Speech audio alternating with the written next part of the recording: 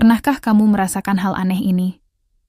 Saat jauh dari pasangan, keluarga, atau teman, rasanya kangen banget. Kita ingat semua hal baik tentang mereka. Tapi anehnya, begitu ketemu, malah sering berantem atau muncul konflik. Kenapa bisa begitu ya? Ternyata ada penjelasan psikologisnya. Fenomena jauh rindu dekat konflik ini sangat umum dan normal. Saat kita berjauhan, otak kita bekerja dengan cara yang unik. Dia melepaskan hormon dopamin yang membuat kita merasa bahagia saat mengingat kenangan manis. Otak juga cenderung melakukan memori selektif. Artinya kita lebih fokus pada hal-hal indah tentang orang itu dan melupakan kebiasaan-kebiasaan buruknya. Hasilnya, kita menciptakan versi ideal dari mereka di dalam pikiran. Inilah yang memicu rasa rindu yang kuat. Nah, masalahnya muncul saat kita akhirnya bertemu. Versi ideal yang ada di kepala kita tadi tiba-tiba berhadapan langsung dengan versi nyata. Ekspektasi kita bertabrakan dengan realita. Misalnya, kita membayangkan dia akan sangat perhatian, tapi ternyata dia tetap sibuk dengan ponselnya. Benturan inilah yang seringkali memicu kekecewaan dan konflik. Penyebab lainnya adalah karena kedekatan membuka zona rentan. Semakin kita merasa dekat dengan seseorang, semakin mudah kita merasa tersinggung atau diabaikan. Luka kecil terasa lebih besar karena orang itu sangat berarti bagi kita. Ritme hubungan juga berubah. Saat jauh, kita punya banyak waktu untuk berpikir sebelum mengirim pesan.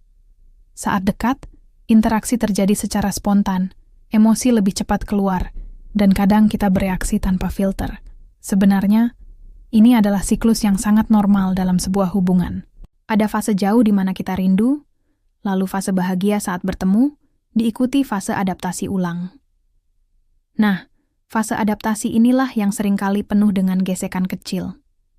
Banyak orang salah mengira bahwa gesekan ini adalah tanda hubungannya buruk, padahal ini hanyalah proses penyesuaian yang wajar.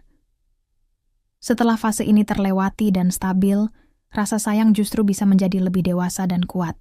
Lalu, bagaimana caranya agar konflik saat bertemu tidak terlalu parah? Pertama, sadari bahwa rasa rindu seringkali menciptakan versi fantasi. Jadi, saat bertemu, turunkan ekspektasi dan terimalah versi nyata mereka, lengkap dengan segala kekurangannya. Kedua, beri waktu untuk adaptasi. Jangan berharap semuanya langsung mulus. Mungkin butuh 1-3 hari bagi kalian untuk menemukan kembali ritme yang nyaman. Ketiga, komunikasikan perasaanmu dengan lembut. Misalnya, katakan, "Aku senang banget kita ketemu lagi, tapi aku butuh sedikit waktu buat adaptasi. Ya, kalau aku agak diam, bukan berarti marah." Dengan begitu, pasangan atau temanmu tidak akan salah paham. Keempat, cobalah untuk hadir tanpa menuntut. Terkadang, kehangatan itu tidak datang dari obrolan panjang, tapi cukup dengan duduk bersama dalam diam, melakukan aktivitas ringan, atau sekadar memberi ruang satu sama lain tanpa tekanan.